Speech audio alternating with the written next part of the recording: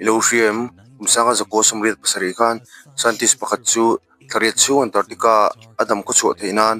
at tho puite pathum sa ai angaya ama hi Dr. Ergensen anin Norwegian research team ami ania an team chu Antarctica munlataka vur chungril an vera plastic vo wanglai tak chuan mundang an biak po theina chunber an radio chu achatasia temperature la chu -70 degree Fahrenheit noilama atla anei turkol chun po azorek lek towa Dr. Ergensen chuan a thin te chaklo tial chu moin adam ko chu theinan ro mona dang anei ta an radio operator in hliam chu renslian tak chuan a thatta a then pa taksa chu uluk taka chandarin an laboratory an freezer a chuan ala thata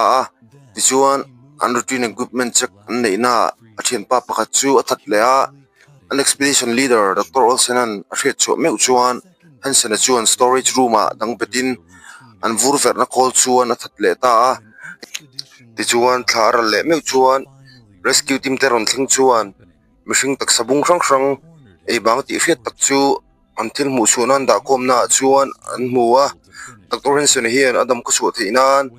a tho puite sa chu a ei ani ama hi nun rong in tinge adam ko chu nan ati angai ve hrim lo min ti jok hetiang video te hi mu namin ti ni chuan khoi takin zodin ama ming ti kha in lo follow ve thau donia